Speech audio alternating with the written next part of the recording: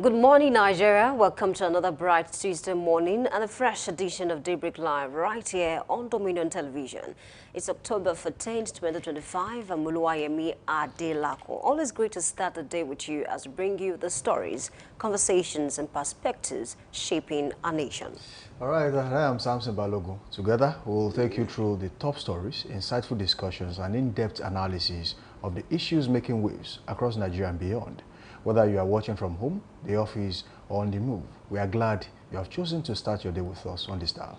Coming up this morning on Daybreak News, all eyes on Lagos, where the recent demolition exercise has sparked widespread reactions. Former presidential candidate Peter Obi says the government's actions are plunging Nigerians deeper into hardship, raising big questions about policy direction, compassion in governance, and the human cost of development. All right, after that, we'll bring you the weather update, followed by Daybreak News, your concise roundup of the major headlines from Nigeria and around the world. Definitely. Then we move to our newspaper review and analysis, where we take a closer look at the front pages and unpack what those headlines mean for you and me.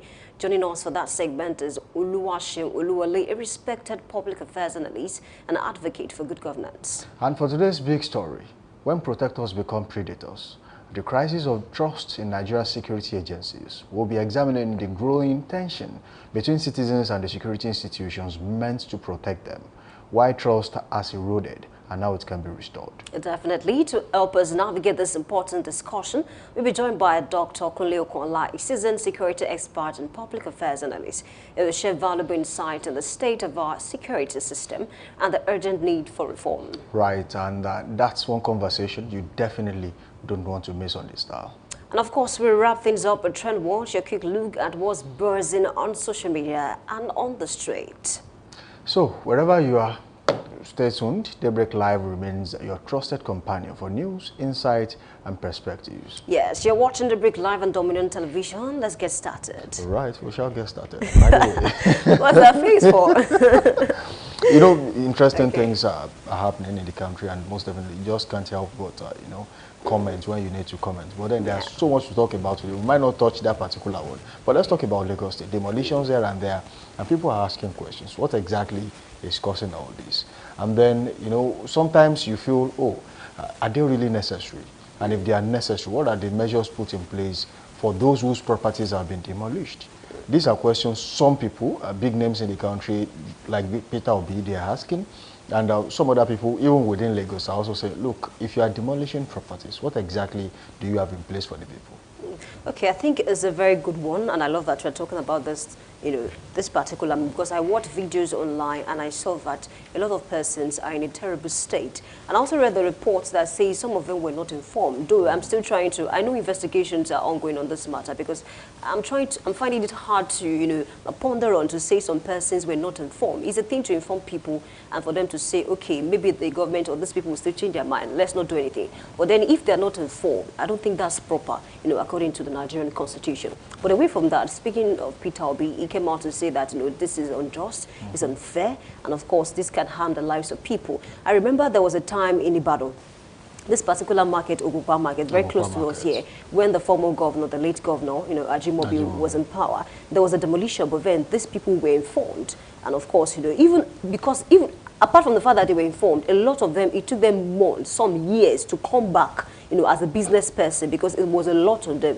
A lot of them invested in their shops, the exterior, the interior. So now, talking about these people, because I watched videos where, I saw goods on the floor, they were destroyed alongside the building. So I want to believe that, it's not because these people were not informed, because it is a very terrible situation to see that, goods were destroyed without, informing the owners of the goods. So I really do not, want to believe that yet. I want to believe that, the truth will come out on this matter. And speaking of Peter Obi, I also watched a video that at the time when he was the governor of Anambra State, he approved some demolition of some buildings. Right. And of course, I watched the report, and then the reporter was saying that, okay, there's no compensation for the owners of this building. So him coming out to say this now, I want to believe that maybe he's not properly informed about the reasons why these buildings were demolished, because it's for the safety of the people. However, I don't think any demolition should happen without informing the owners of the shop, really. You see, one thing I want to believe is that, sometimes when things like this happen, it is more important and pertinent that you ask the right questions. Yes. You know, what exactly caused these demolitions? And if you look at what happened in Lagos, some of these structures are built on waterways, and you know, there had been warnings according to Lagos State government that, look, these places, these houses are actually obstructing waterways, and they might likely be demolished. And you know, one of the mistakes people do make is when they are acquiring parcels of land, they usually do not ask the right questions. They usually do not do the kind of background checks they should do. Most of these areas are actually being earmarked for probably waterways for different, you know, reasons aside from being residential. So some of them did not ask the right questions. Take, for example, recently, Ola of Lagos, we all know him. He's one of the biggest names when it comes to automobiles in the country as we speak. You know, his car lot was demolished. And the reason cited was for safety and security reasons, this car lot cannot be here. It was actually built under high tension power line, which for me, if you ask Ola of Lagos, you would have known that, you know, that was just a short-term fix when they built that place. You most definitely knew that at one point or the other, that place was going to be demolished. You know, some people take risks, thinking, oh, probably the government will not have the time to do it. And then when they finally come, people will blame the government without asking exactly what is going on. I want to cite this instance now. When some places were demolished in Lagos, especially when at places where is highly populated with people from the southeast, south, you know, we saw Peter Obi come out and say, look, this is totally unfounded, this should not be done, and that.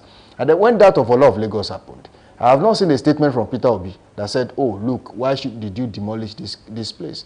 So there are some places where there are just shanties occupying land that does not belong to them. And then the government says, look, we want to use this land for something different, and then, you know, it is being demolished. Some of them are built on waterways. If you saw what happened to the Lagos Island people recently, you would be, you know, really ashamed of Lagos State. You would really pity the people who live on Lagos Island. Most of the houses were flooded. Lekki, whatever it is, these places were flooded, and even they could not live in their houses. They had to leave for the mainland. Vehicles were destroyed because properties going to billions were destroyed. So these are reasons the local state government are looking at ways to reduce flooding in Lagos, because Lagos is whether you like it or not, water will find its way, and Lagos is full of water. So in order to put an end to incessant water crisis, they have to look for ways. And one of the ways is to clear the waterways, and this is what they are doing. And I don't think anyone would want to confuse that for witch hunting or anything. But the truth is, when we are actually accusing the government of doing anything, we should not be selective about it. We should, you know, use an holistic approach. Be sure that what you are saying is right. And when you ask the questions from people who are actually affected, ask questions from the government too. If we want to play opposition, we should do it the right way. That's my opinion. I think that's very right, because for persons who are saying, oh, we were not aware that these people are coming to demolish their properties, I think proper investigations, you know, must be done to ensure that, okay, is it true that you were not told and that these people just came to demolish? Because even in recently Oroshoki, there was like a demolition, and then the victims had to barricade Third Mainland Bridge. They didn't allow vehicles to pass at all because of the demolition. So all of these things can be done properly, because the government is trying to safeguard the lives of the people and, of course, properties. So that it shouldn't cause an uproar, and we should not politicize issues like this, because, I mean, at the end of the day, it's for the safety of the people. I just give an instance of Ogopa Market. Okay, those things were done. Yes. I mean, there's a market at Akobo just after Bashoro. That same place was demolished. In fact, it's under this administration, and I spoke to some people and they said, look, they were not aware that that place was going to be demolished. And it was demolished, a whole market. It was demolished, and they had to move their properties. Some even lost properties in there. So these things do happen at places. But one of the things I want to enjoin the government to always do is to communicate. Definitely. I mean, it's very important. People's lives and properties depend on, you know, that particular place you are destroying. And if you are going to destroy it, or you are going to demolish, let them know ahead of time. Probably there should be ample time, maybe 6 months, maybe 3 months. Oh, we are going to come to this place and demolish this property. So be prepared. They can prepare. And cite reasons why you are doing it. Don't just say we want to demolish. We want to demolish because of so reason. If you are demolishing a market and say, look, we want to reconstruct this market to a modern facility, let them know why they are. And they should also always have access. When you rebuild, those people you are sending away should have access to those that's newly another built issue. facilities. Because that happened with, I think, Gbagi Market. There was a time that, some buildings were demolished so that they can build it again. So I'm not quite sure. A lot of Nigerians, or let me say people from Ibadan, will also complain about the fact that, okay, once they are done with the old building, the price becomes higher. So it becomes difficult for them to afford it. So you now begin to see new faces. That's another area that we need to look at. But then for Lagos State, I think it's quite different. They are trying to do this so that lives can be saved, properties can be saved. At the end of the day, before you build a house or maybe build a property, make the necessary inquiries to ensure that, okay, is this a good place for me? Do not waste money. Because it's sad. Do you know some persons committed suicide at a time when some shops were demolished in Ibadan?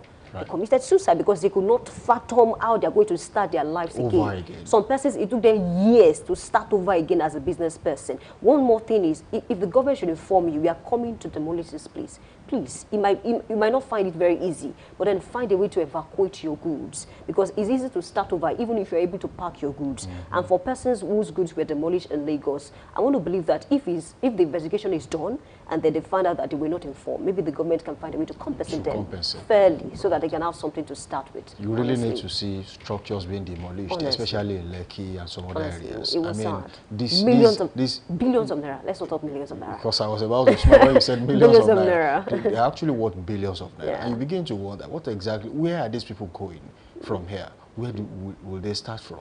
If they are truly aware that this was going to happen, I don't think anyone will still be there without, taking, important things away from there. I mean, some houses, they just woke up in the morning and then there are trucks, caterpillars, demolishing the place, and you begin to wonder, what exactly is the problem? Some of them, the only thing they could take away was their bags. I mean, that's terrible. That's absurd. Very terrible. Because at the end of the day, they have to save their lives before goods. That one is very important. That's the very first thing you do. You take care of your own safety, and then if that is done, then you can also think about properties. But if the only thing you will do is to save yourself, I mean, that's the only thing you will be able to do. I this morning want to implore the state governments across the country, when these exercises are to be conducted, it is important to communicate. It is important to make sure that these people are well aware of why these things are being done. And after that, if there is going to be any form of reconstruction, especially when it comes to marketplaces, let the people who you have actually sent away from these places have access first before any other person. That boils down to price. The prices should not be too high, so that sometimes it is done, intentionally. Just so some persons cannot afford it. Because it's happened several times, and a lot of persons had to look for other means. Some even stop selling because no shop, no money to pay for. I mean, you can imagine someone that cannot afford a shop anymore, and then decides to stay, by the roadside, and then their goods are still being cleared. I mean, that's what's going to happen. State governments are now, really angry about, street hawking. I mean, selling by the side of the road. Sometimes at Songo, sometimes when I'm just going, I see some policemen, and then you see the market men rushing to pack their goods and then move backward. Yes. I mean, this also goes to, market women too. There are some places where you just cannot display your wares. I mean, when you are doing that on the drainage, some even go as far as going beyond the drainage and staying on the road. And when you pass, they will tell you, my goods are here, so you have to watch carefully. I mean, you are on the road. It's for your safety. It's for your own safety. There was a time something happened at Malete. I think, yes, that was Malete a few years ago. Okay. It was during the tenure of late former governor, Isaac Abiola Ajimobi. A truck fell. And I think it was diesel at the time, spilled, and then there was fire. A lot of people lost their lives. There was a man who was going home, just wanted to buy bread. Himself, he was there. Children were in the vehicle. The vehicle got burnt, and the kids got burnt. They couldn't even find anyone in the vehicle afterwards. Hard. I mean, that was really sad. That could have been avoided. And before then, market women were sent out of that place. Oh, leave this place. This is really dangerous, this and that. But eventually, something happened. If you go to Malete today, you still find people there. Meaning that people really do not care about their lives as long as they make money. We need to work with the government. To consider that and work with the government as well. Honestly, at the end of the day, it's for our safety. Right. And for the safety of people who just enter the market to get one or two things. At least if they are in a safe place, they can easily run for their lives when they see that there is environmental hazard. If you don't sell a lot today, tomorrow is dead. Of course, you can always do that. Definitely. And when the government says move from this place to another place, those people at Malete, they were moved to scout camp. And they left Scouts camp and moved back to Malete. You can imagine what is going on there. It's an issue. We do really hope that the government finds a lasting solution to, roadside sales and the likes. Definitely. All right, this will be the convenient place to leave this segment of the show this morning. So thank you for joining us so far. Link up with us on all social media platforms, Facebook, Instagram, and TikTok at Dominion Broadcast, and on X, formerly Twitter, at Dominion Cast. You can watch us live on our YouTube channel. Subscribe to that channel at Dominion Broadcast. Click on the notification bell. Watch us live too on our website, www.dominion.org.ng. Now, let's go on a quick break. When we return with a weather report, we'll be back.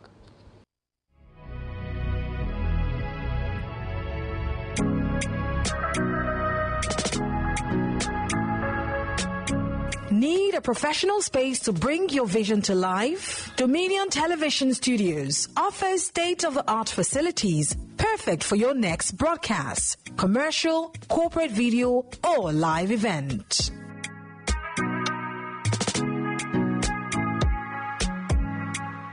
With flexible rental options, cutting-edge equipment, and a supportive team, we provide the perfect environment for high-quality productions. Unleash your creativity. For bookings, email us at marketing@dominion.org.ng. Call us on 0705 506 1061 or 0916 101 1061. Check us out on Instagram, Facebook, LinkedIn, and TikTok at Dominion Broadcast, and on X at Dominion Cast. Book your space today. Dominion Television, your channel of choice.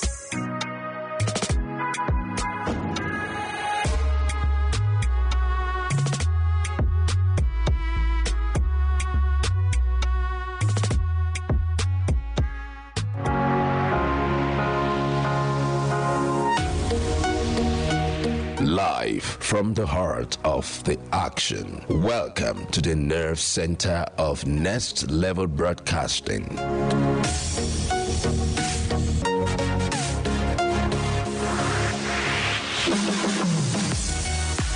This is the OB van, where the studio meets the street. Equipped with cutting-edge cameras, crystal clear audio, real-time switching, and broadcast control, we don't just capture moments, we deliver the experience live.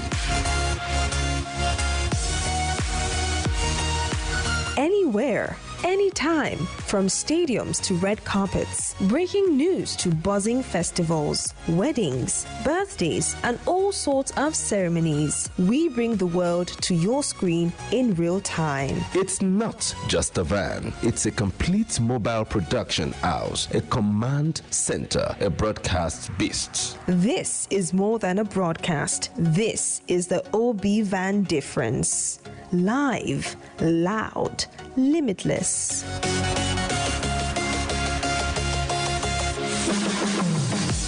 Ready to go live? Like never before. Book the OB van today and take your event to the world. One powerful broadcast at a time. To book, call 0705 506 1061 or 0916 101 1061. Email marketing@dominion.org.ng or visit our socials on Instagram at Dominion Broadcast. Dominion Broadcast, your channel of choice.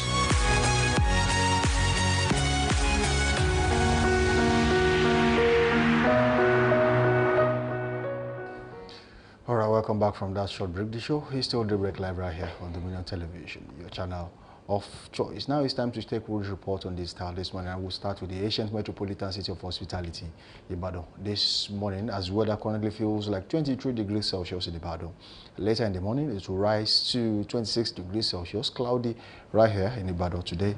And there will be thunderstorms in the afternoon at 29 degrees Celsius, scattered thunderstorms in the evening at 24 degrees Celsius, and it will be cloudy overnight at 23 degrees Celsius in Ibadan today. So if you're in Ibadan, keep an umbrella handy. There might be rainfall. Of course, you can just escape it. All right. And your shower cap for ladies. All right, let's cross over to Adogo, Nigeria this morning. Weather feels like 24 degrees Celsius. Later this morning is expected to be around 26 degrees Celsius, cloudy around 14%. In the afternoon, 28 degrees Celsius, scattered thunderstorms around 54%. And in the evening, 25 degrees Celsius, mostly cloudy around 24%. Overnight, 24 degrees Celsius, mostly cloudy around 12%. If you're around Ado Ogun, Nigeria this morning, do well to make do of this information if you're preparing to step out. All right, moving on to the Center of Excellence this morning, and that's Lagos. Weather currently feels like 26 degrees Celsius in Lagos this morning, currently misty right there.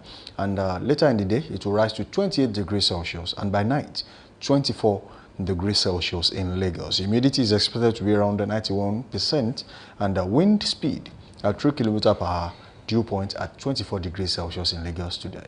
All right, let's cross over to Oshogbo, Osun, Nigeria this morning. Weather feels like 23 degrees Celsius this morning, and wind is around 5 km per hour, dew point around 22. Humidity is around 97%. That's what we have for Oshogbo, Osun, Nigeria this morning. All right, moving on to the south this morning, that's Port Harcourt in Rivers State. Weather currently feels like 21 degrees Celsius in Port Harcourt today, mostly cloudy right there. By day, it will rise to 27 degrees Celsius, and night it will be around 20 degrees Celsius, and humidity is expected to be around 100%. Wind speed at 0 km per hour, dew point at 21 degrees Celsius in Rivers today. Right, let's cross over to Suleja, Niger this morning. Weather feels like 23 degrees Celsius. Later this morning is expected to be around 26 degrees Celsius, cloudy around 8%. In the afternoon, 29 degrees Celsius, scattered thunderstorms around 50%. In the evening, 24 degrees Celsius, mostly cloudy around 15%. And overnight, 22 degrees Celsius, cloudy around 9%. That's what we have for Suleja, Niger this morning. All right, lastly on weather reports this morning, we are straight to Kaduna in Kaduna State. Weather currently feels like 22 degrees Celsius in Kaduna today, currently cloudy in Kaduna. By day, it will rise to 32 degrees Celsius, and by night, 21 degrees Celsius in Kaduna. Humidity around 92%, dew point at 21 degrees Celsius, and wind speed at 5 km per hour in Kaduna today. That's all we can take on weather reports this morning. Let's go on a quick break. When we return with 80 News, we'll be back.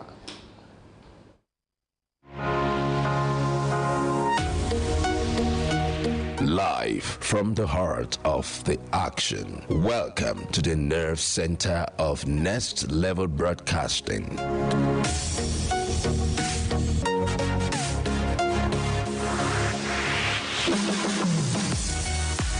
This is the OB van, where the studio meets the street. Equipped with cutting-edge cameras, crystal clear audio, real-time switching, and broadcast control, we don't just capture moments, we deliver the experience live.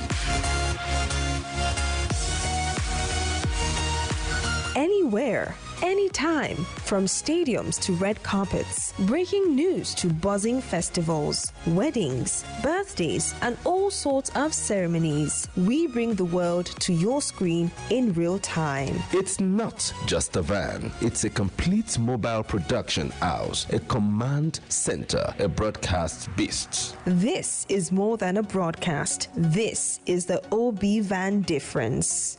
Live, loud, limitless.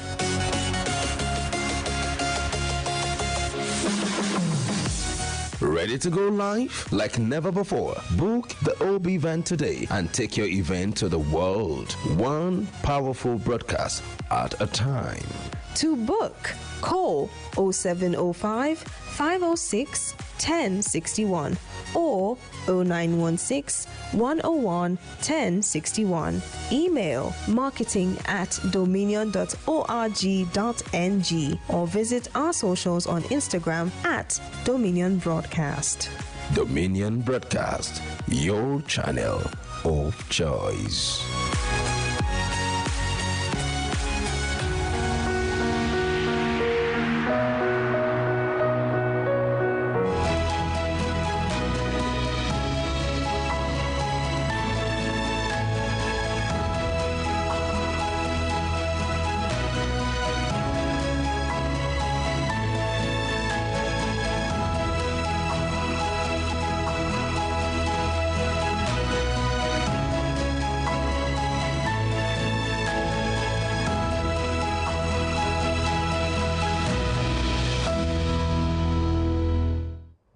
Good morning. This is Daybreak News on Dominion Television. I'm Oluwayemi Adelakun. The federal government has called for increased investment in disaster preparedness and resilience mechanisms to reduce the impact of disasters in the country. The call was made at the 2025 International Day for Disaster Risk Reduction in Abuja. Speaking at the event, Vice President Kashim Shettima noted that it is wiser, cheaper and more humane to prepare for disasters before they strike than to rebuild after they destroy. The event also featured the unveiling of the National Emergency Management Agency Strategic Plan 2025 to 2029 and the National Disaster Risk Reduction Strategy 2025 to 2030. The NEMA Strategic Plan and NDRRS are anchored on risk-informed development, innovation in financing, and stronger institutional collaboration, ensuring that disaster risk management becomes an integral part of planning across all sectors. Meanwhile, the federal government has disclosed plans to disburse 6.3 billion naira in interest-free loans to 21,000 Nigerians affected by recent flood disasters across the country. Minister of State for Humanitarian Affairs and Poverty Reduction, Dr. Yusuf Sununu, made this known in Abuja during a roundtable marking the International Day for Disaster Risk Reduction. Sununu said the initiative aims to cushion the impact of flooding and enhance food security nationwide. The minister further revealed that the federal government, through the National Social Investments Program, has reached over 8.1 million households with more than 300 billion naira in conditional cash transfers. The federal government has directed vice chancellors of federal universities across the country to strictly enforce the no work, no pay policy against members of the Academic Staff Union of Universities currently participating in the ongoing nationwide strike. The directive was contained in a circular signed by the Minister of Education, Dr. Tunji Alausa. According to the circular, the Federal Ministry of Education expressed dissatisfaction with the reports of the continued industrial action by ASU, despite repeated calls for dialogue, stressing that the government would no longer tolerate non-compliance with existing labor laws. The Teachers Registration Council of Nigeria, TRCN, has announced plans to commence a comprehensive regulation of private schools across Oyo State. The chairman of the Nigeria Union of Teachers, NUT, Oyo State Chapter, Comrade Raji Oladimeji, who doubles as a key stakeholder of TRCN, reviewed these while speaking to newsmen, noting that the move is aimed at addressing the rising proliferation of substandard private schools and ensuring strict compliance with professional and operational standards. Oladimeji added that the council will also carry out its staff audit to verify teachers' academic qualification, assess their competence and confirm that they possess valid licenses to teach in line with national requirements. According to him, the initiative, when fully implemented, is expected to enhance teaching standards, improve accountability and restore public confidence in private education in Oyo State. In business this morning, the House of Representatives has renewed its commitment to full energy reform, urging the federal government and relevant stakeholders to overhaul the nation's downstream petroleum sector to achieve efficiency in the sector. Speaking at the first annual Downstream Petroleum Week, organized by the House of Representatives Committee on Petroleum Downstream, the Speaker, Tajuddin Abbas, said the energy sector will aid the nation's economic growth and called for concerted effort to reposition the entire industry. According to the Speaker, the success of the downstream sector is anchored on improved infrastructure, stable policy and local investment, especially in liquefied petroleum gas and compressed natural gas facilities. And in sport for this morning, Sonny Abacha Stadium has been shot against Kano Pillars and their fans following the pitch invasion, occasioning chaotic scenes and an attack on match officials and players of Shooting Stars. Some match officials in the matchday 8 fixture between Kano Pillars and Shooting Stars, as well as 2 of the match officials in the Nasarawa United versus Rangers, have all been recommended for a review of performance. One announcing the decisions in letters communicated to the clubs and the NFF, Davidson Oumi, the chief operating officer of the league, said that the MPFL will continue to maintain the policy of zero tolerance for any form of violence. In a summary jurisdiction less than 24 hours after the incident, the Nigeria Premier Football League announced a deduction of 3 goals and 3 points from the already accumulated points and goals of the club. Furthermore, a fine of 2 million naira was also imposed as compensation payment to players of Shooting Stars, while 1.5 million naira will be paid as restitution for the beating of match officials. You can visit our website on www.dominion.org.ng to watch us live and interact with us. You can also follow us across our social media platforms: Facebook, Instagram, TikTok, YouTube, and LinkedIn at Dominion Broadcast and X at Dominion Cast. And that's the break news. I'm Oluwayemi Adelakun saying thank you for watching and good morning.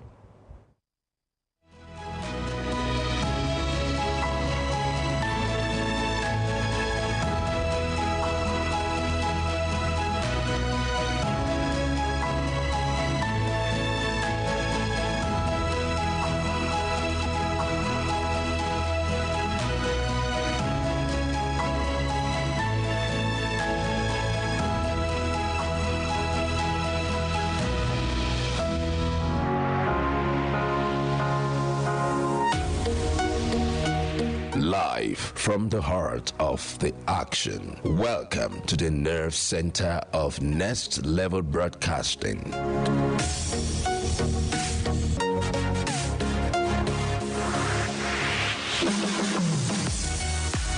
This is the OB van, where the studio meets the street. Equipped with cutting-edge cameras, crystal clear audio, real-time switching, and broadcast control, we don't just capture moments, we deliver the experience live.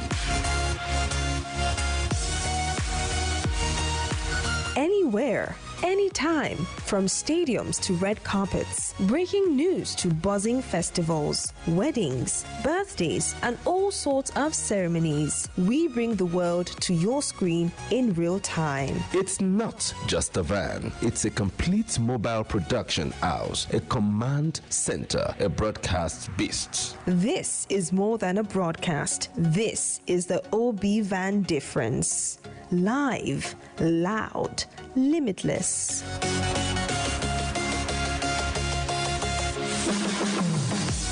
Ready to go live like never before? Book the OB van today and take your event to the world. One powerful broadcast at a time.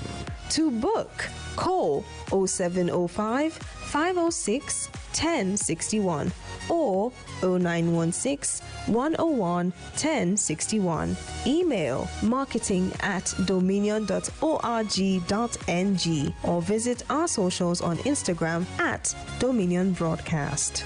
Dominion Broadcast, your channel of choice.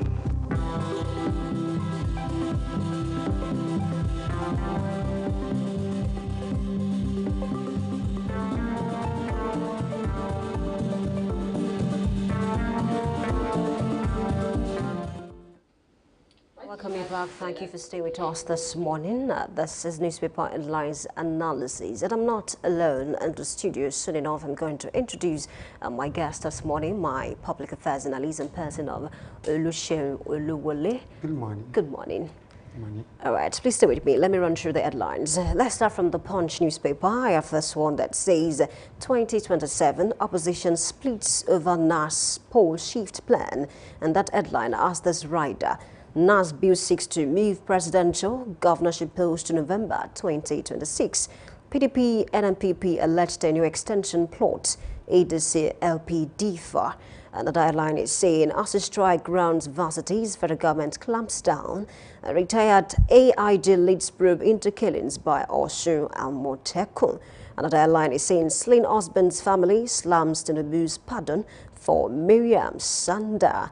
Lagos rearranges kidnapped kingpins, Evans over 2 core murders. Fubara swears in SSD, cautions against power abuse. Let's cross over to Nigerian Tribune this morning. I have a headline that says, federal government threatens no work, no pay as ASU declares 2-week strike. Don't forget that the strike started yesterday.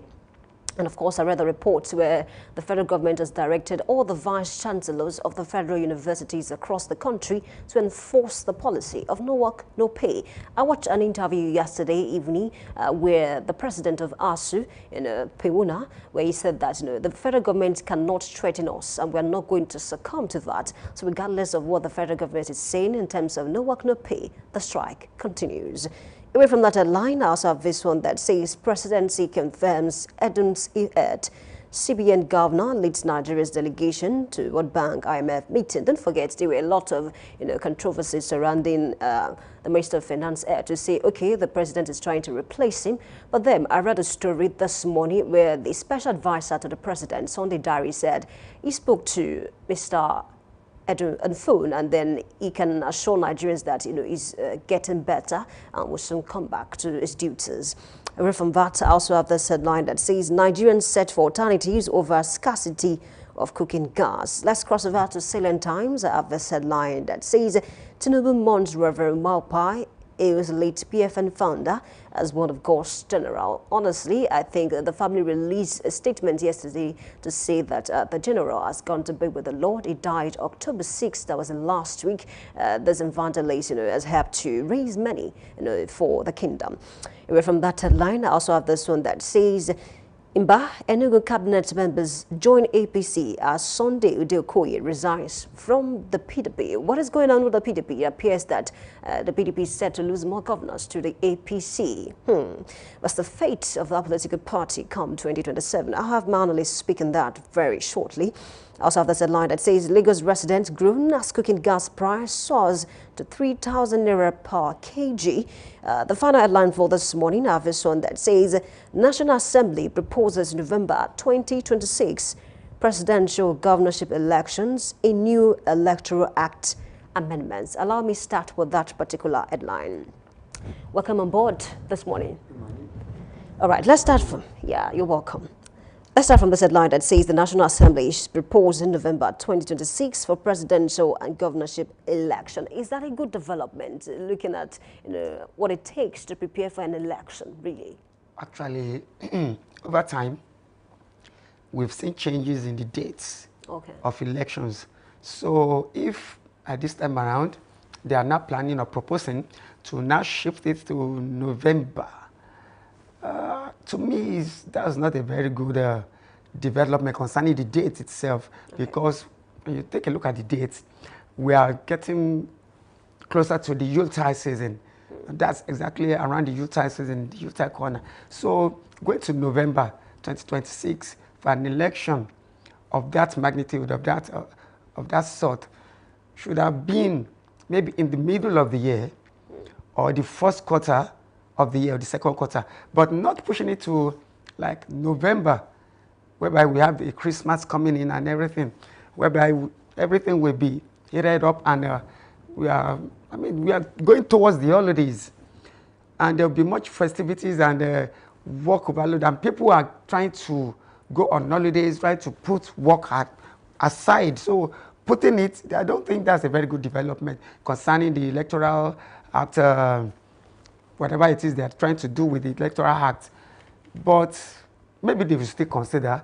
It's just not it's something they have just proposed. It's not that they have actually said, okay, this is what we are going to do. That's just it's a proposed idea, which I think can still be amended, and which can still be, when they look at it, say them to look at it. It's not a very good idea having our elections of that magnitude, the governorship and the presidential election around November, going towards December, end of the year. To me, I don't see that as feasible. So I think they will have a rethink to now shift maybe to early 2027. That would have been better. Why are we even in a hurry? Because a lot of persons might not contest the governorship elections because it varies state to state. It varies state to state, yes, it varies. Presidential election. So being in an election, being in a, well, let's say, of course, we are much in a hurry to quickly see how things will turn out in 2027. And already we can see the ground gathering. Everything gathering, the dust is gathering around 2027. And this is 2025 going out, buying out already. Now, next year is 2026. So if we say that we want every gladiator in every corner to come out, to pitch their tent, wherever we've been say crossing overs, cross carpeting and everything. So I think we are too much in a hurry to quickly want to find out what will happen in 2027. We quickly want to determine what will happen because we now see that a lot of things are not happening. Everybody quickly wants to pitch their tent somewhere they want to belong to. So it's a game of, actually, I think what we are trying to do, or what the politicians are trying to do, is to quickly put things to rest concerning the election. That's why we are now saying, let's quickly have it in 2026. Because we can still have it in 2027, and there can still be handovers made in 2027. Will it change anything, the year? So, do you think it will change anything, really? If we wait out through 2026, it might. It might change a lot. Okay. 12 months is enough to change a lot. So, but now we are not trying to wait. It's like we want to quickly read the handwriting on the wall. It's just like someone who just wrote JAMB and cannot wait. Wait for the... Just to check. Yeah, just to check the result. So we just want to jump into, okay, this is actually what we are... It's like we want to preempt the future itself. We want to quickly jump into events. So that's what I think is happening now to all the politicians. Especially some parties where we have a lot of breakdown of this and that, where they are moving from one place to the other. If you are moving from one place to the other, you quickly want to cement your ground there. You want to cement it. So cementing your ground is trying to look into the future of what we might stand be at that particular place. And that can be done, quickly done, if we, even the National Assembly, think if we can quickly do this, then the future will be cemented for every player that has shifted from one place to another. So they can easily say, okay, now we now finally have 2027 in our pockets. And I don't, to me, right. They are trying to play God there. Okay, speaking of the factions, let me link it to an headline that I have here, speaking about, Pitamba, on his way to the APC. So some Nigerians are saying it's like the APC is trying to win over the governors, to decide because of the 2027 general elections. And of course, most of the supporters of this governor are saying, okay, he's a good one, so that the state can align with the center in court. This was the same thing that was said when Governor Imo Eno, left the PDP to the APC. There were claims to say, okay, I want to align with the center. So we do not weaken the strength of opposition parties. And look at what is happening to the PDP. How many governors are left in the PDP? So in a bid to align with the center, that's the defense of most of these governors that are leaving. Is it not affecting our opposition, in Nigeria, the opposition parties? The Nigerian politics, or the politics we play in Nigeria, we tend to think if we are not aligned with the center, and what's the center? That's the presidency, the federal government.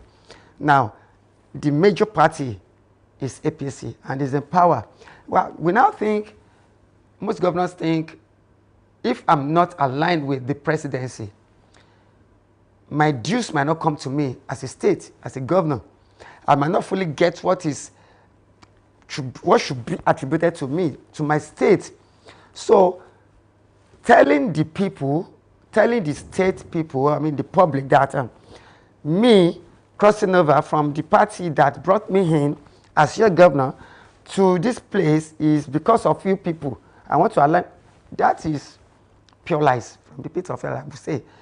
Because there are allocations that are being allocated to states monthly. Which has been increased. Which has been, yes. So why would I say that, okay, do I want to increase? Do I want more increment? Or joining APC without increase it? Your initial so me want to align with the, does that mean my state shouldn't move to, shouldn't move on, shouldn't develop under, what should we call it, under the coalition or under whatever it is we can call it, under the opposite party?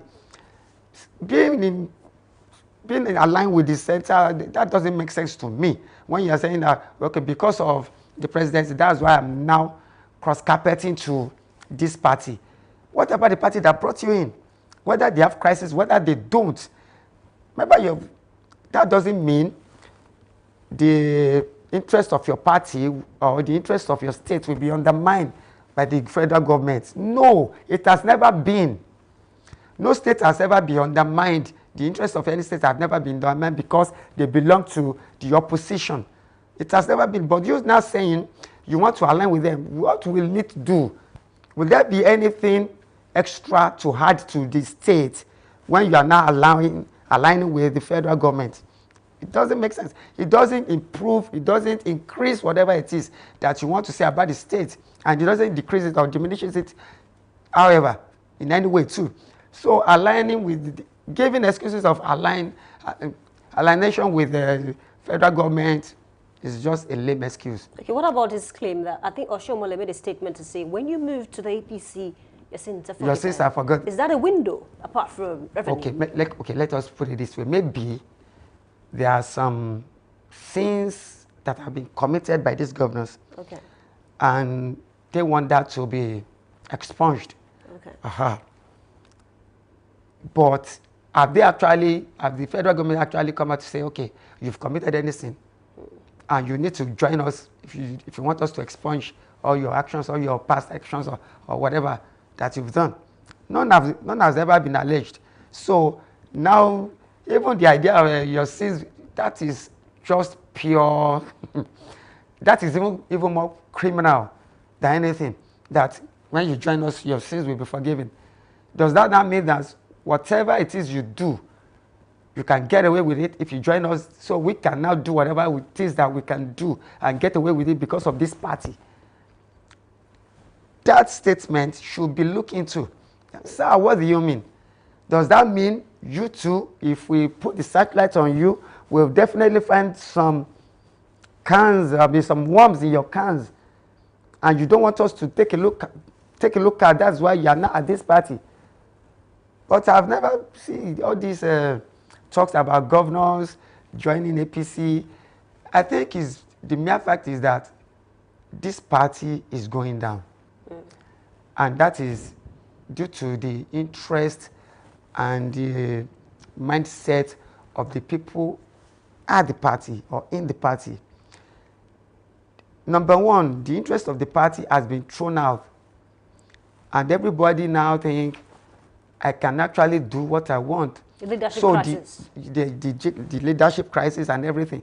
So the APC is now cashing in on this. That, okay, we can gain more ground, gain more power for us to be in power, to remain in power beyond 2027. This, if you remember, this has been a party that has been in power for the past 16 years. So what could have gone wrong? That has broken them to pieces. If APC is not careful, taking in everybody, hook, line, and sinker, at the end of the day, it will still undermine their own activities too later in the years. The same thing will happen because, as we see it, it is garbage in, garbage out. The mindset of the people are not changing. It is still the same thing. It's just like you putting off your agbada and wearing a jacket. Does that change the inner you? The mindset of the politicians, does that change it? What happened to them, what they did at PDP, they will still come back and do at APC. It's just mere thinking. It's just wishful thinking that, oh, we can get, of course they will gain more grounds to remain in power, for the presidency to remain in power. But these people will still come up with the same idea, with the same things, with the same actions that put them out of power under the PDP. They will still come and repeat it. It is a process. It will come back. Okay. It is ripples. It will come back. So the same thing will still happen. Whether the APC is gaining ground or not, I still think need the to same watch thing their happening. back. Yes. Because it's like you already know that these people, they are not your friends. They are in the opposition. What makes you think they won't come in and dismember your party? I think it's a question for the leadership of the APC to answer now that they have a new national chairman. Let's talk about ASU. The situation between ASU and federal government, to me, is looking like a dissertation topic that you have, and you cannot find materials to write your chapter 1 and 2. Because the federal government is saying something different, ASU is saying something different. Let's walk through it. ASU is saying, or let me start with the federal government. Federal government is saying we've been able to cater, to the needs of ASU, their requirement. ASU is saying, okay, the 2009 agreement, the federal government has not said anything about that. And it doesn't matter whether the federal government wants to enforce the policy of no work, no pay. The strike will continue. The federal government is also saying that ASU is not considering the lives of the students. And ASU is saying, okay, we also have families to cater for. We have children in schools as well, and we need to pay their tuition fee. What do you make of all this matter? Because at the end of the day, the federal government has directed the vice chancellors to say, no work, no pay. And ASU is saying, we are not going to work. And they're also saying, okay, we have NAMDA with us, we have Conwa with us. It doesn't matter how the federal government wants to play this game, it will not work. Now, one thing I want to, this morning I was thinking about that, listening about that, and over the week I've been thinking, ever since 1995, all these things coming up about NASU, all these issues coming between the federal government and ASU and everything, is it that ASU can't make a clear demand, or have they not made a clear demand that can be settled at once by the federal government? That every time we tend to come up, they tend to come up with strikes, strikes, and strikes. Now, all these agreements that the federal government too has been coming up with, why can't they just fulfill it once and for all and put this thing to rest? Now, the idea of ASU coming out every year or every 2 years to say, okay, we are going on strike because of another agreement that has not been put in place. Why can't we just sit there once and for all and forget it? It can be done. I don't see strikes coming up in various crimes or all the other crimes like we do, like we have here in our academics. Now, if we sit down together again, maybe they sit down again, ASU and the federal government, the coming year, the next year, they will still have another issue. Is it that every year we must have issues? Can't we come out with clear negotiations concerning what we need, what ASU need, and what the federal government will provide? Now, federal government is saying, let's consider these students. It's not only the ASU, it's not only the association that we consider these students. The federal government too should consider these students.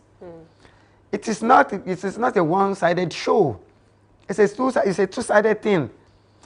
We have the federal government on the other side, and the ASU on one side. These people too say they have their own families to cater for and their children. Of course, they are right. There are some things that should be put right.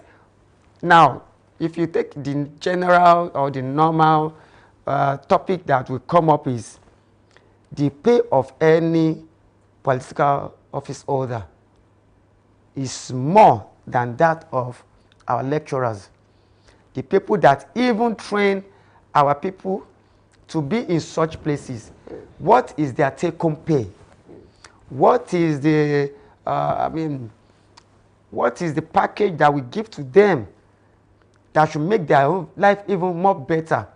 What are the things that have been put in place in various institutions that will ease whatever it is they are doing concerning their jobs and the delivery of whatever it is they are going to give out to the students? If, as we're saying, we demand more in the area of infrastructure, in the area of funding and financing and everything, of course the federal government should look into it and they should provide. Now, because it's not only, if ASU is now saying we need better working conditions for the sake of the students, of the future of all these people, I think that is the germane idea, the germane topic that should be looked into by the federal government. So it's not the idea of only the ASU. They should consider the lives of, or the, I mean, the academic calendar. The academic calendar of the students. What about the federal government themselves? What have they put in place to ease the situation, to calm the situation? Now, as we're saying, we don't even care whether you give us pay for those 2 weeks or whether we must go on, we must be on a marching order. We've given out a marching order that we are going on strike. So nobody is coming back. We are not pulling out.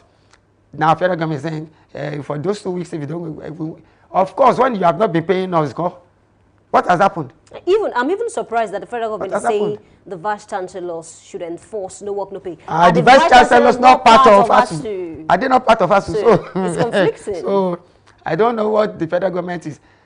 At times when federal government talks, I tend to imagine from at which level or at which point the spokesperson is coming from. Because at times it will sound childish and it will sound funny to hear or listen to an adult talk like a child. These people are demanding for a particular set of things. What are you doing about it? Now you are saying, don't they have the fundamental right to go on strike? Of course they do. Now you are saying, if you go on that strike, we are not giving you money and everything. Why don't you just call them out first and say, okay, let us sit down and see what we can do about it, so that you won't even go on that strike? That should be the idea. Not that if you go on strike, we won't give you money for the next 2 weeks. And those ones will say, oh, yes, we are. Of course, for the past how many months that you have not been paying us, what has happened? Have we died? We are not dead yet. So we're now going on strike. Doesn't mean that we are not going to, everybody is going to die. So listen to them first. In the first place, listen to them before you threaten everything. And the vice chancellors, are they not part of them? It's a huge issue, but then listening to the president of ASU yesterday, Professor Chris Puna, he mentioned that some persons have called in and want to believe that they'll make plans to have a meeting and it can be sorted at the end of the day. I do believe that will happen. Okay. I do believe that will happen because anytime ASU comes up with plans to go on strike, the federal government will quickly do something about it. And I expect the presidency and the other team to come together to really fix this thing. This is a shame. It's a big shame for our city out there to always be closing down at every point in time. I think one of the reasons that causing that might be because the federal government, has been producing short-term solutions rather than long-term. Long-term solutions. Yeah. That is it. But ASU themselves, they make the they make the requirements for what needs to be done. Which one is long-term?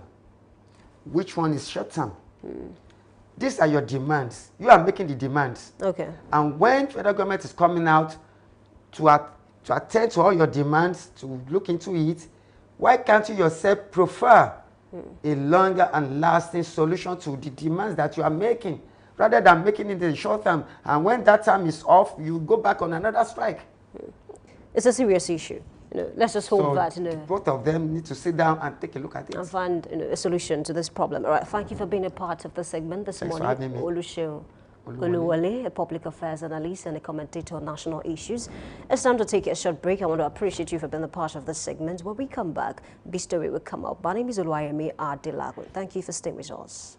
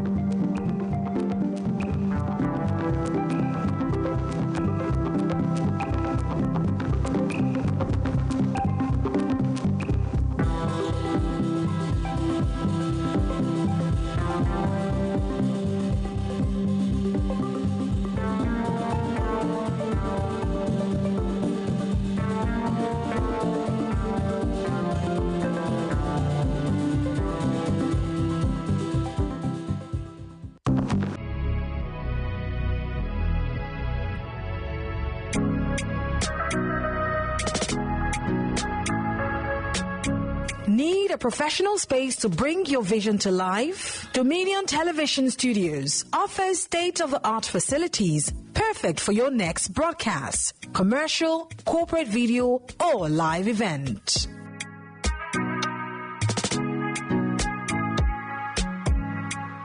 With flexible rental options, cutting-edge equipment, and a supportive team, we provide the perfect environment for high-quality productions.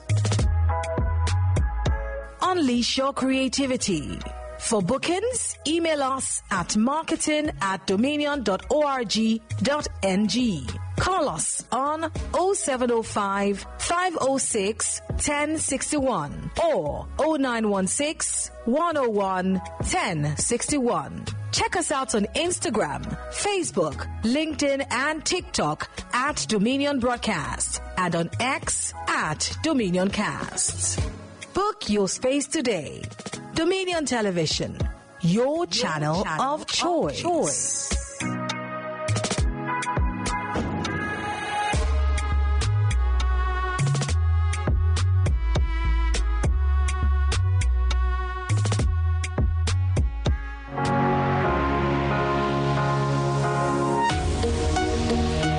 Live from the heart of the action. Welcome to the nerve center of Next Level Broadcasting.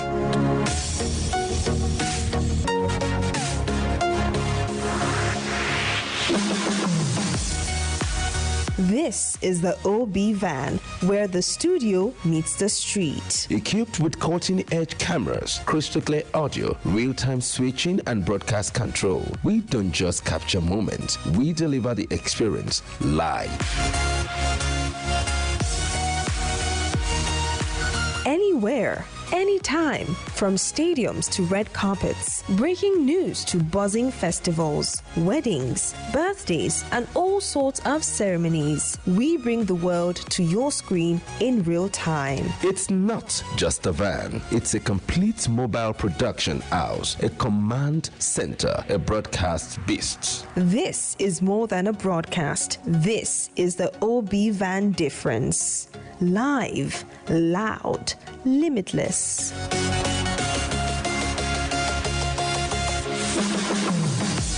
Ready to go live? Like never before. Book the OB van today and take your event to the world. One powerful broadcast at a time. To book, call 0705 506 1061 or 0916 101 1061.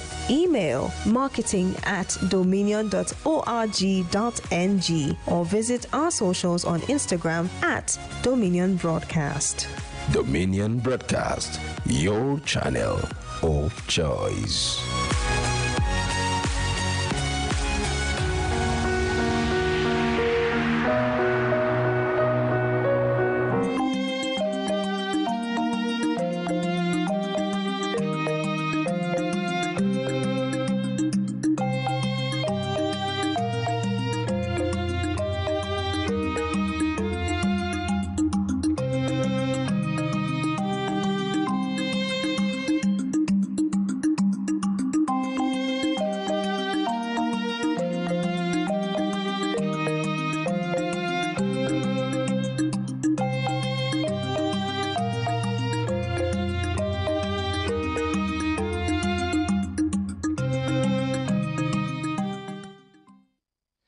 Good morning and welcome to The Big Story on Daybreak Live. Today we turn our spotlight on a deeply troubling reality, one that questions the very essence of protection and trust across Nigeria. Increasing reports of brutality and misconduct among security operatives are stirring national concern. From the police to local vigilante groups and regional outfits like the Amotekun, stories of abuse and unprofessional conduct are forcing citizens to ask difficult questions. When those meant to protect us become the source of fear, who then protects the people? Our focus this morning is titled, When Protectors Become Predators, the Crisis of Trust in Nigeria's Security Agencies. I'm Samson Balogun, and thank you for tuning in. Just recently, The quiet town of Akinlalu in Osun State was thrown into shock and mourning after members of the Amotekun Corps was alleged to have shot and killed some residents during the confrontation. The Osun State government has since condemned the incident and ordered an investigation, promising that justice will be served and that no one is above the law. But as the days go by, the people of Akinlalu are left grieving, and many are asking, can they still trust the Amotekun Corps? While Osun mourns, we take a look at another disturbing incident which happened not long ago in Anambra State, where members of a regional security outfit allegedly molested some National Youth Service Corps NYSC members. The victims were reportedly assaulted during an operation gone wrong, sparkling public outrage and renewed questions about professionalism, training, and accountability among local security operatives. These two incidents, and many more, from Akinlalu in Osun to Anambra in the southeast, highlight a growing pattern of abuse and misconduct by those meant to safeguard our communities. It raises a pressing national question. Are these regional security agencies victims of inadequate training, poor oversight, or systemic failure in Nigeria's evolving security architecture?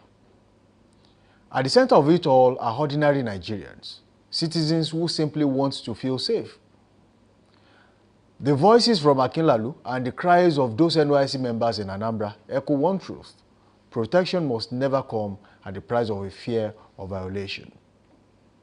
Joining me today to shed light on this critical issue is Dr. Kunle Okunla, a friend of the house, a respected security expert, and a public affairs analyst. Together, we'll explore what these developments mean for community policing, accountability, and the urgent need to rebuild trust in Nigeria's security system. Once again, thank you for joining us on the show. With me in the studio is Dr. Kunle Okunla. Good to have you here. Thank you very much. Top of the morning to you all. Good morning, Nigerian. You are a security expert. Yeah. You know so much about security architecture in the country, even outside the country. Now, your complete overview of the security system architecture in the country, what would you say as you speak with recent developments? The security architecture of Nigeria, it would have been very good if we have a proper training of these officers and subsequent retraining. You know, that is what is lacking in all the security architectures in Nigeria, the police, even the military, you know, the vigilante group, and now the Amotekun group. They are not properly trained, you know, and in security outfit, training and retraining, you know, is something that occur and reoccur. And that is what we are not having in Nigeria. That is my only problem with the security architectures in Nigeria, training and subsequent retrainings. When you look at the current situation, the killings in Akinlalu, the molestation in Anambra, and the issues happening in some other places, they have shaken the country, especially in the areas of trust. Now, what do these say about the professionalism and accountability levels when you talk about situations like this? In the first place, you know, one will have to empathize with the people of Akinlalu because extrajudicial killing is something that is condemned all over the world, anywhere all over the world. And more so that this is, you know, happening with the security outfit that is expected to protect the people, whatever the level of aggression, you know. Security officers must display extraordinary professionalism.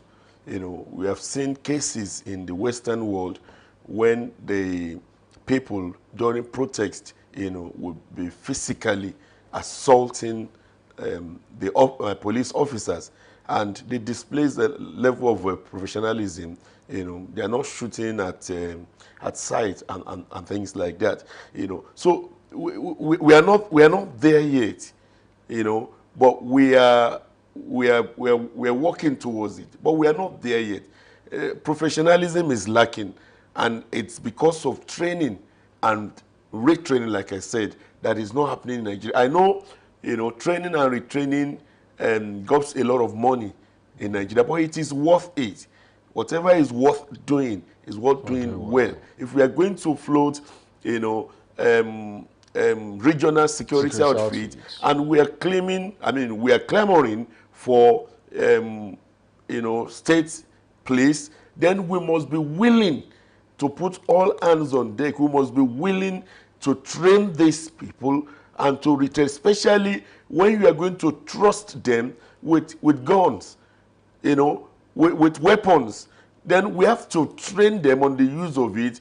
We have to train them on, you know, on psychology, how you react to people's aggression and things like that, you know. So, by professionalism, I won't score us high, you know, in Nigeria in relation to our security architectures in this nation.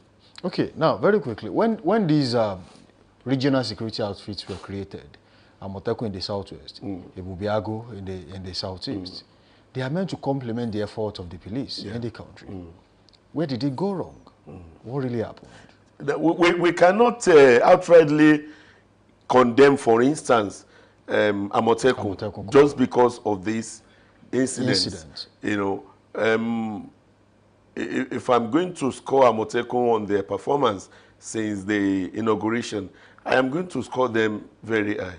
Even, you know, security outfits in, you know, modern Western nations, sometimes errors like this do happen. And so what we need to do is to make sure that there is no repetition of it. And I like the way the Osun State government, especially, had come in to handle the situation. You know, when you look at the story, you know, balance the story very well. Amotekun Corps have their own, you know, story to tell also.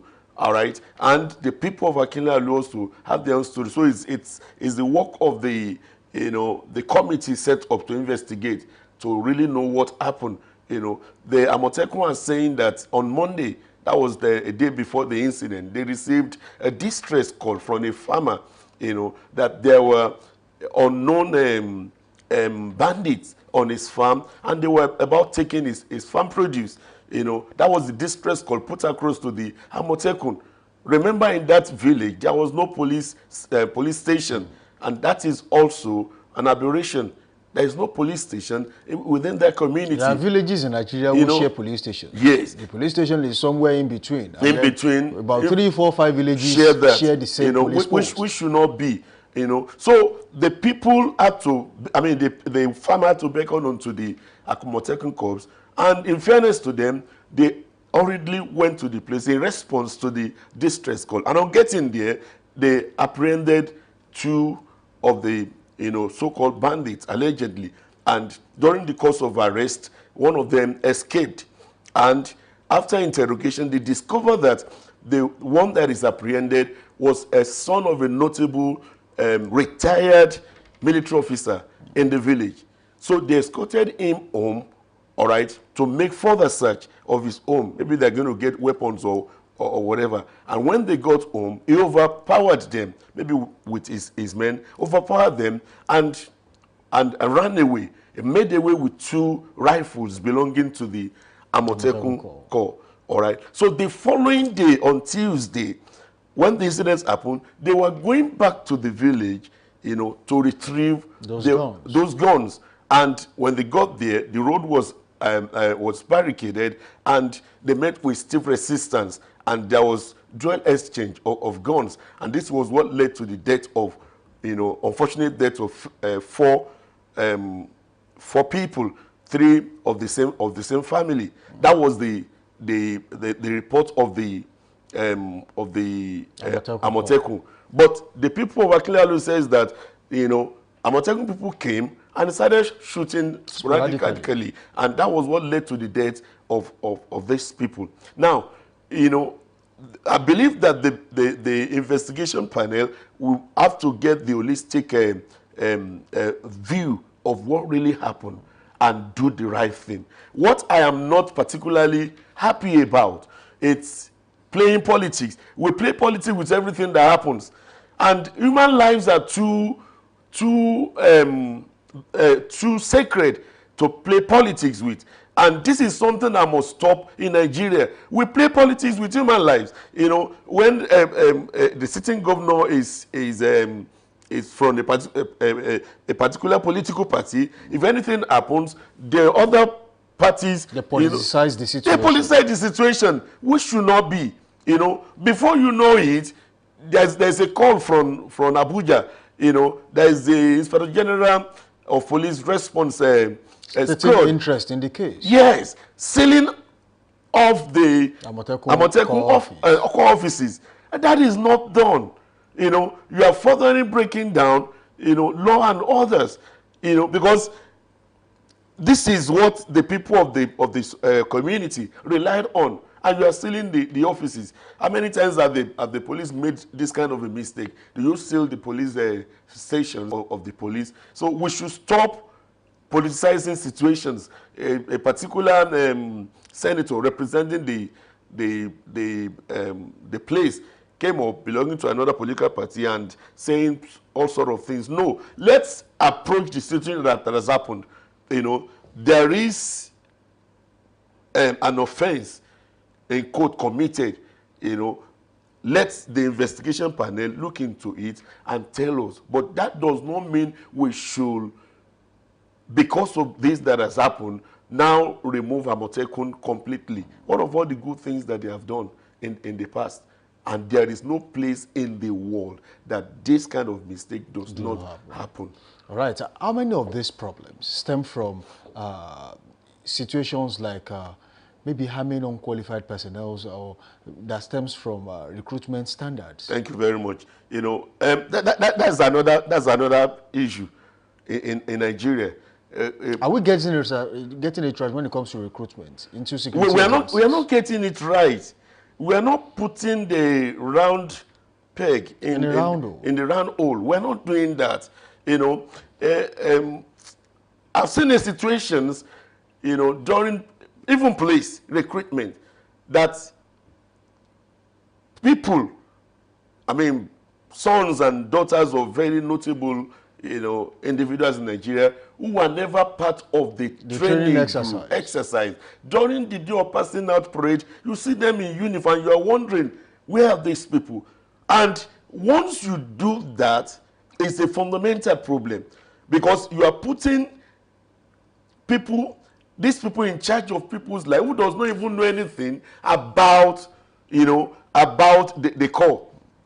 All right. Now, from what we've been hearing, the commandant of the Amotekun in Osun State has some issues, and the people made it known to the government. All this issue of my party member, we should stop in Nigeria. Meritocracy should set in. Put the right person that fits the right job, whether it belongs to your party or not, in the interest of Nigeria. The man Omoyele, you know, Isaac Omoyele, the commandant, we have that he was indicted during the NSAS protest, you know, for extrajudicial killing. And he was the commander of the Amotekun. He's the commander of Amotekun, and he was recommended for demotion and you know, prosecution. You know, influential people came in, and that is that. 3 years ago, 2022, we were told that this man killed 3 family members in Hede, you know, and the people revolted. So when the governor of Osun State, Adeleke, came in, you know, because of interest, he was made the chief security officer to Adeleke. The people revolted against it. He was removed, all right? And eventually, when the Amotekun things came in, it was put at the head of the Amotekun. Why do we keep and the people said, recycling the same people? And the people said, we don't want, because of the past antecedents of this person. But, you know, politics, we put politics in everything we do in Nigeria, you know. So I believe that is the main problem. When the head is rotting, the whole body is rotting. And now he's at large, you know. He's at large. 25 officers have been taken to Abuja. He himself is not nowhere to be found, you know. And people are saying that by 10 o'clock, 11 o'clock, he moves around in his own car without his security details again, you know. We should come to a place in Nigeria wherein we should make people to believe that nobody is above the law. Somebody is, all this that I've said is allegedly, somebody of that past should not be made the head of an outfit like Amotekun. Okay, there was a video that circulated a few months ago during the recruitment exercise of the Amotekun Corps in Osun State. So many people complained about the strategies used where the Amotekun Corps members, the intending Amotekun Corps members were kept for training. And eventually, what happened on the last day? Apparently, some of the Amotekun Corps members who are now in the Corps were not even part of the training exercise. The last day, some people were sent packing, and then some other people came aboard. If we can find the video, we'll play the video on this show. There were a lot of people saying, look, why would you do this on the last day of the training? What exactly is the problem? So that takes us back to the issue of recruitment. When trainings are going on, some people's children are in the training. And then when training is done, some people get the job while some who actually attended the training are thrown out. Big boys and big girls, you know, from influential families. The truth is that they are never part of the training exercise. They don't even know anything about what they are being brought in to do. You just see them on the last day, you know, personal parade. That's when you see them. This is something that I've seen. It happens in the police. It happens in Amotekun. It happens everywhere, you know, until we stop the exercise of slotting. You know, you want to recruit 100 people. You are giving the governor, you know, 50 slots. You are giving the deputy 50 slots. You give all of them slots. And the one that is made available to people is maybe nothing to write home about. And the governors, the people that have the slot, we give it to the people of their interest, even when they don't particularly have passion for the job. So this has got to stop. We have to put in meritocracy must be at work in Nigeria, especially in the recruitment of security officers. If we really understand the importance of the job, this is happening now. You recruit somebody who was never part of the training, and you have given them guns. Do you know what it feels to handle a gun, especially a gun that has ammunition? When you hold it, you know, you are likely to begin to see other human beings as flies, because at the pull of the trigger, a life is gone. So you should not trust a gun in the hand of somebody who was not properly trained. A recruitment exercise, especially in security outfit, must be overhauled by the government if we are going to get it right. Now, let's talk about, when you talk about weapons, giving weapons to Amotekun Corps members and other regional security outfits, sometimes they complain about the quality of weapons they have. That, oh, it is because we do not have this. That's why we have not been able to compete favorably, especially against bandits when we go into bushes. Now, do you think if they are given more sophisticated weapons, will they do better or get worse when it comes to harassing the people? In the police especially, then in the Western world, it is not every police officer that carries gun. Before you can carry a gun, you have to be specially trained now to use gun. And there are so many other tests you go through. They test you psychologically, they test you emotionally, all right? And they want to be sure that you are balanced, you know. It's in two ways. It's in two ways. If the trainers are going to really train a few ones that will carry the sophisticated guns so that they'll be able to, you know, defend themselves and probably fight the bandits, you know, that are carrying, you know, heavily weapons, then it is okay. But if you want to make guns available to every Amotekun Corps members, you know, without proper training, then that would be deadlier. That would be deadlier, because you see a lot of harassment, you see a lot of extrajudicial killings, and it won't go well, you know, for Nigeria. We have even seen cases, even in the police, you know, for you to know that it's not just Amotekun. Even in the police, we have seen cases of husband and wife having issue, and the husband, a police or a police person, taking a gun to take the life of the wife, and things like that, you know. So everything boils down to training. Don't just give out weapons. Train, even 10 guns. This is 10 guns that have taken the lives of people. 3 members of the same family. Do you know what it means?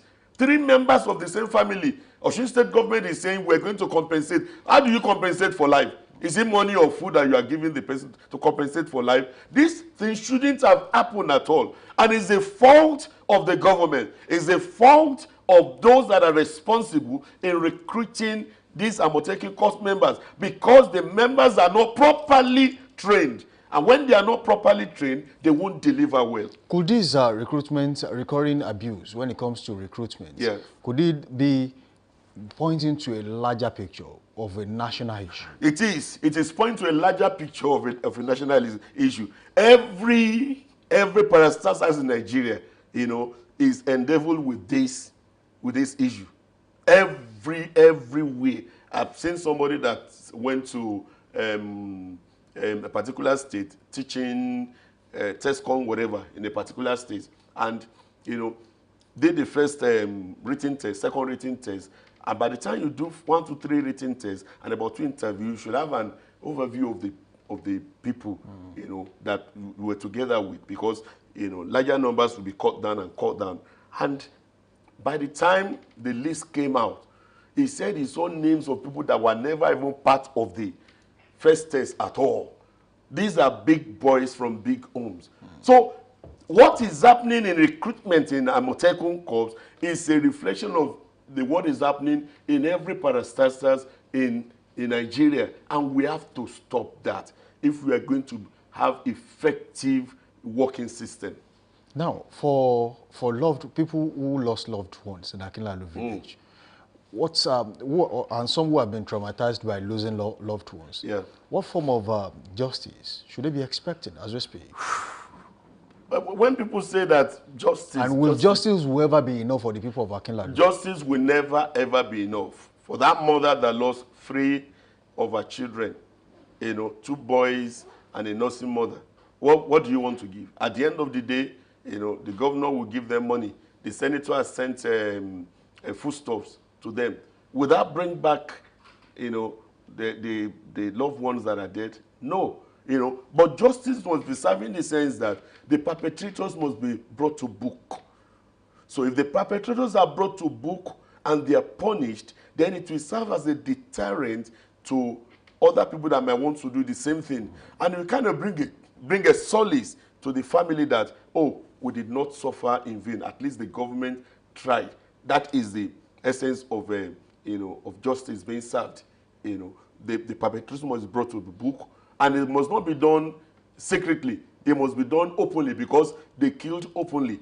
It must be done openly, or whosoever gave the order, you know, that go and attack these people, that is the person that must be, you know, apprehended for the killing.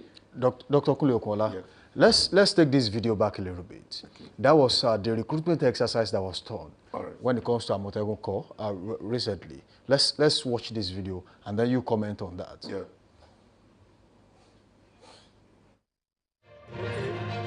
This is NYC secretariat ẹgbẹ́ níbi tí wọ́n ti ń train àwọn tó fẹ́ gbà fún Àmọ̀tẹ́kùn, but a rí gbọ́ pé àwọn èèyàn ti wà ní káàmpù látijọ́ Sunday. Àwọn tó gba fọ́ọ̀mù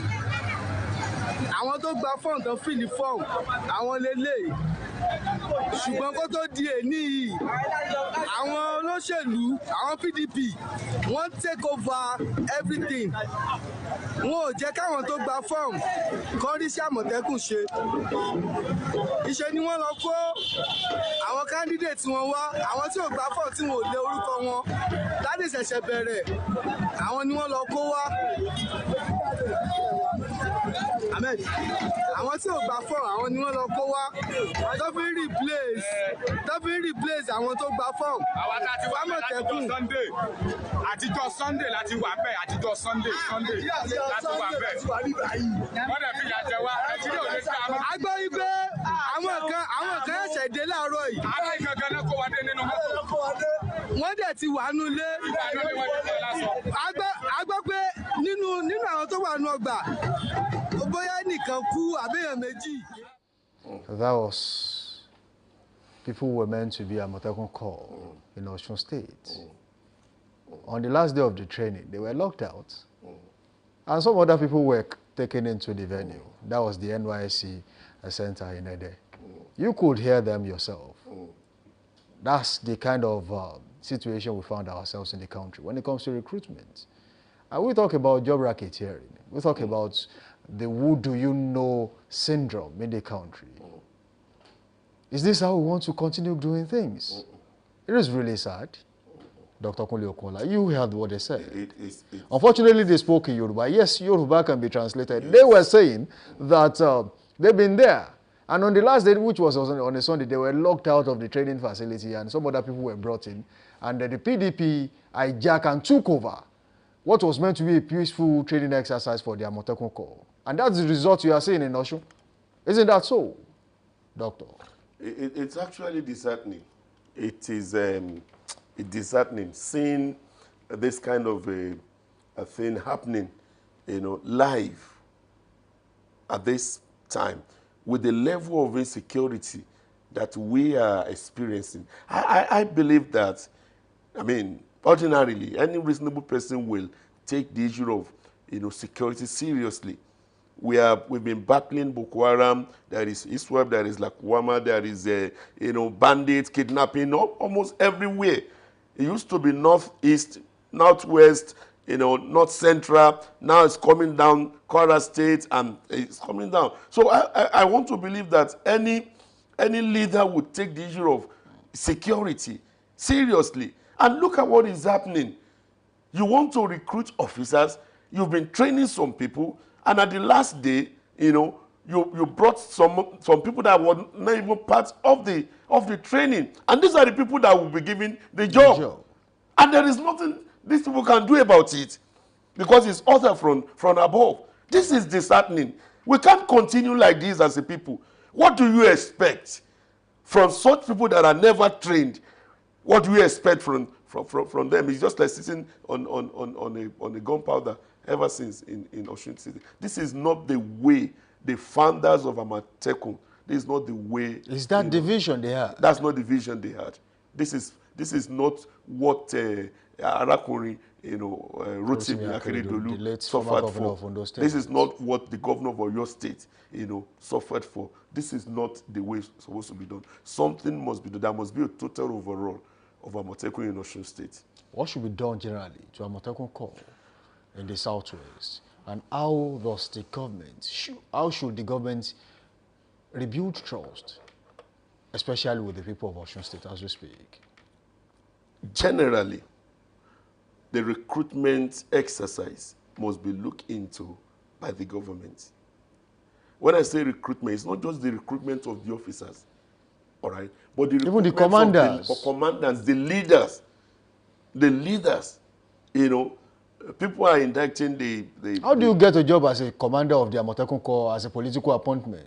Isn't that appalling? It's appalling. It's appalling. And somebody with that kind, allegedly, with that kind of a record in the past, indicted by the 2020 NSAS panel, indicted to have killed 3 members of the same family 2022, and this 2025, you are making him the head of a unit like that. It's appalling. The recruitment exercise must be well looked into. Whosoever will lead a security outfit must be a person that is balanced. Balanced intellectually, morally, and balanced morally, you know, and balanced psychologically. Not somebody that is, you know, because if you are not balanced psychologically, you can give others that will lead to loss of lives, you know. And I believe also there should be a level of education as a requirement for recruiting, you know, that officers. gives you exposure. Yes. You know better. You know, and you should do there better. should be a level, because when you move around and see some of these Amotekun, even in Oyo State, you begin to wonder what level of education these people, does this person have? What do they have? You know, some of them cannot communicate well in English. They talk like louds and things like that. So those are the things that must be looked into, because it is, you know, a very important aspect of governance in any place. If security is not in place, no other infrastructure can be in place. So I want to believe that in Osun State there should be a total overall, right from the head, total overall of, you know, the Amotekun Corps. The government must look into the allegations being made against the head by the people. The bad eggs should be fished out. Bad eggs should be fished out. And the people that are involved in this, you know, must be brought to book. And this will give solace to the, you know, people that love their loved ones. And like the governor of Osun State promised, he should compensate in whatever way they can do, so that the people will not just, you know, suffer in vain. Right. Should there be a uniform national standard, or what we call the code of conduct, for regional security outfits like the Amotekun, the Bubiago, and the rest? When you're talking of the regional security outfit or the national security outfit, you know, the first thing that comes to mind, even the Nigerian police, the uniforms are not coded. If you want to look good as a police officer, this is something that I've seen. I have friends that are senior police officers. You know, I was in the office of one day, and somebody brought a parcel, and he opened it. It's the new uniform. I said, "Wow, congrats! The government has sent you new uniform." He said, "No, I bought it. The only time you are given a uniform is when during the personal parade. So if you want to look good, sometimes it's not even your size. It's not even your size. Take it back to someone to help you amend. To help you amend it. And he said, "I just saw this one." I said, "You saw uniform. What about the codes?" I said, there is nothing. It's not tagged. It's not coded. All right. So if a tailor, a roadside tailor, can make a uniform, police uniform for a police officer, what stopped him from making it for criminals? And that's why you see on the highway sometimes you see people in military camouflage, in police uniform, and you are not sure if they are really security officers. You know, so government must look into this. When you get to Britain, you know, you can't replicate the uniform. Uniforms.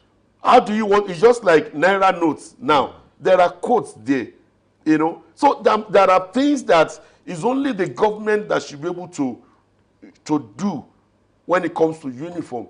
You understand? That is even for the Nigerian police. How much more Amotekun? See the way some of them is the uniform and so on. Have you not seen them on the road? Absolutely. See wolves coming out. That this is not from the government. Maybe they just went and so two or three bought materials and so, and the materials are not even the same for all of them. Some are different colors. Some are deeper than the deeper than the other, and it's laughable, and it's not good enough. Excellence must be put into whatever we do. Dr. Kunle Okola, in 30 seconds. Yes. Beyond punishment, after wrongdoings, how can we prevent abuse before it happens? We should have the culture of prevention in this nation. The culture of prevention. You know, prevention is better than cure. We always have this you know, an incident has happened and we're coming in with measures. No. You know, intelligence. We are failing in the area of intelligence in this country. We are really, really failing in the area of intelligence. You know, In what happened in Akimola, there was, according to the to eyewitness, there was dual exchange of guns for more than 2 hours. There was no police on ground. On ground. By the time the police from another village turned up, people are already dead. You know, why is it that the police did not get a wind of what was going to happen? What happens to our intelligence gathering? What happens to it? So this is a vital area that we are failing in Nigeria. When we have good intelligence gathering means, and those intelligence are processed very well, most of these happenings will be prevented. Thank you, Dr. Okunle Okola, for joining us in the studio. Thank you very much. That's been a wonderful session with you. Thank you. Which I know has been insightful to the people, our viewers at home. And we say thank you once again. Thank you very much. Now, you saw the tears. You saw it as happened. You saw the videos, right? The incidents in Akinlalo and Anambra are more than isolated cases. They are warning signs.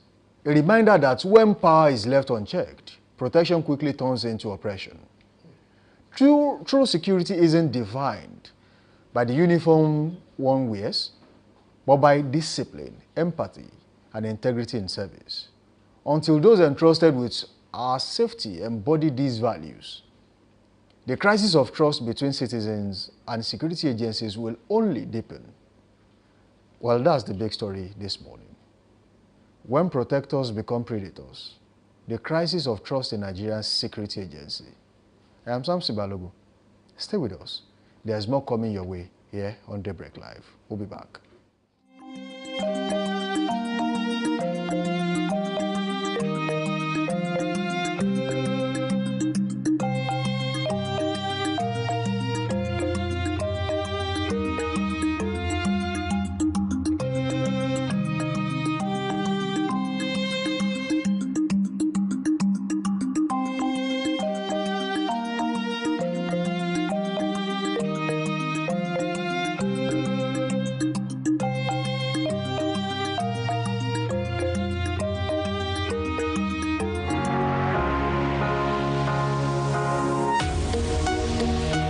Live from the heart of the action. Welcome to the nerve center of Next Level Broadcasting.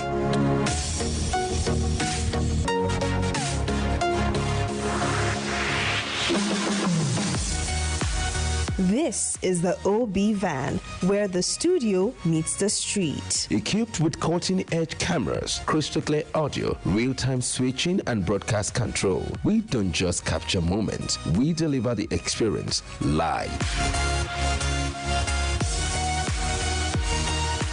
Anywhere, anytime, from stadiums to red carpets, breaking news to buzzing festivals, weddings, birthdays, and all sorts of ceremonies. We bring the world to your screen in real time. It's not just a van, it's a complete mobile production house, a command center, a broadcast beast. This is more than a broadcast. This is the OB van difference. Live, loud, limitless.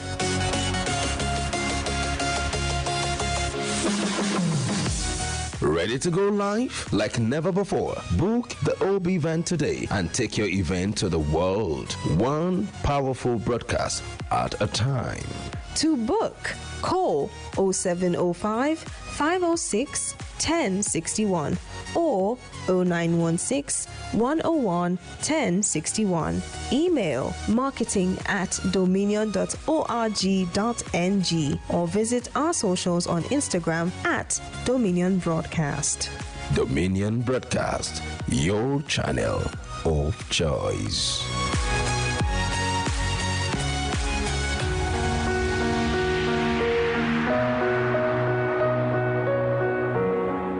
Welcome back. The show is still Daybreak Live right here on Dominion Television, your channel of choice, where inspiration meets entertainment. Do well to link up with us on all social media platforms, Facebook, Instagram, TikTok at Dominion Broadcast, and on X, formerly Twitter, at Dominion Cast. You can also watch us live on our YouTube channel at Dominion Broadcast. Do well to subscribe to that channel and most definitely click on the notification bell and watch us live too on our website www.dominion.org.ng. Yemi Adelakun is back in the studio with me, and we'll be making sense of Trend Watch this morning. I'm glad to be back here. Well done. Interesting. All right, there's this particular story which you know, broke yesterday as the National Assembly moves to shift presidential governorship election to November 2026 in new Electoral Act amendment. Now, let's take a quick rundown of what they said. According to the National Assembly, they moved to shift presidential governorship elections to November 2026 in the new Electoral Act. Ahead of the 2027 general elections, the National Assembly is considering amending the Electoral Act to move presidential and governorship elections from the usual February or March to November 2026. Now, this proposal is part of the draft's amendment to the 2022 Electoral Act, which specified that such elections must hold no later than 185 days before the end of the incumbent tenure in May 2029. The amendment was discussed on Monday during a one-day public hearing organized by the Joint Committee of the Senate and House of Representatives on Electoral Matters. At the session, several stakeholders called for the inclusion of electronic voting and electronic transmission of results to enhance transparency in the electoral process. Now, the idea of moving from February or March backwards a little bit to November. I mean, some people will question that, you know, idea, saying, look, you can't just keep moving date from, you know, times to time. This is not the first time this date has been moved, actually. This is probably the second or third time when dates of elections have been amended. You know, there used to be a different structure when the House of Assembly, House of Reps, gubernatorial, presidential was to be held, and then at another point it was changed. And now we have a different structure. Maybe we are still going to see that going forward, but most definitely, people will question the morale behind the recent idea of moving that from February or March down to November. Some have been saying online that, oh, this is an idea that has a lot to do with rigging. Or maybe they saw that 2027 might be a little bit tense, so they are taking it back a little bit to 2026. What's your take on that, Yemi? Okay, really, I think it's not a bad thing to say we want to move our election a bit backwards, but then we need to take some certain things into consideration. Yeah, right. So even if the APC is ready as a party, are other parties ready for the election? You know, especially the opposition party, because we must also consider them as well. Is INEC ready? Let's not forget that recently the former INEC chairman just left. A new INEC chairman, the new one was appointed but has not been cleared by the Senate. So for someone that has not been cleared, there's a limit to what he can do as maybe the new INEC chairman. So these are the things that we need to consider if we decide to say we want to conduct an election next year, November. It's not about conducting the election, it's about conducting a very good election. So I will not support that we should rush, you know, in as much as we still have time to do the election next year and still perform very well. So let's consider all of these things. Are the political parties ready? Are the electorates ready? Even the people contesting, the people that will vote, a lot of persons are yet to get their PVC. These are all the things we need to consider. So I think the Senate should be very careful if this will pass at the end of the day and the election will happen next year. I just want us to know that it is better to conduct the election at the normal time than conduct the election, you know, when we're not supposed to conduct it and then have ourselves to blame. Right. I'm not trying to sound, you know, pessimistic here, but this is Nigeria. Even when we conduct the election on the usual day, we still have issues. Imagine if you now take it back like 3 to 4 months. So let's consider all of these things. Let's counter course. Is it possible? Are we prepared? If it's not possible, we can even extend. I mean, and then one of the claims I also read is that the Senate is saying that they want to avoid court cases that would drag for months, you know, into the new administration. It's normal. It will always happen. Everywhere. This is Nigeria, not just in Nigeria. People always contest election results. So all of those things, you know, Nigerians are familiar with them. So let's be very sure that this is what we want to do. Let's ensure that the right things are put in place. This man, he has not even entered. He has not been sworn in as the next, you know, our next chairman. Even the political parties, look at the ADC now. I'm not sure INEC has confirmed even some of these new parties yet. Yeah, absolutely. And we want to push our election to next year November. Some political parties don't even have structures in place to do that. Honestly, it's just like when I was in primary school, maybe there's some students that will say, okay, you are in primary 2 or nursery 2 now, we want to move you to primary 1. And you know that this child, you know that this particular child does not have the capacity, right, there will be issues. Allow the child go through what is supposed to go through before that promotion. So if you think Nigeria is not ripe yet, I don't think we are ripe, in all honesty. I don't think we are ripe. Right. Let's for take that one or yet, two comments honestly, before we round up on the show this morning. Onesta Nwako said, early to bed, early to rigmarole. When will you guys stop pushing the citizens to the wall? I mean, some people will be, you know, really sad about this. Some people will be really angry about this. But then, most definitely, you know, when government says this is what we want to do, most times they don't really change. Unless, you know, the outcry is, you know, far too much. All right, another comment says, the earlier the better. While I feed day 2027. Make we rush up. Nah, so this person is just trying to joke about it because Nigerians, we joke too much. Another comment from Cecilia Remy. They can't wait long enough to rig. Okay, I don't think it's best to conclude on that. You can't say that. But we have to go. We need to go. Our time is fast spent on the show. All right, I will be ending the show this morning with a big shout out to one of us. That is one of the technical crew right here and Dominion Television, whose birthday is today. The Temitope Shitu, we say a very big happy birthday to you. Congratulations, long life and prosperity in fresh glory. And it's on that note we wrap up today's edition of Daybreak Live right here on Dominion Television. Samson Balogun is my name. Until tomorrow, where we shall be meeting us again on this star. We say keep watching. All right, let me join in that celebration to wish Mr. Shitu a happy birthday. God bless you. May God answer all your prayers. Thank you for being a part of Daybreak Live this morning. My name is Oluwayemi Adelakwa. I'm saying good morning. You might wish to join us in the party later. Bye for now.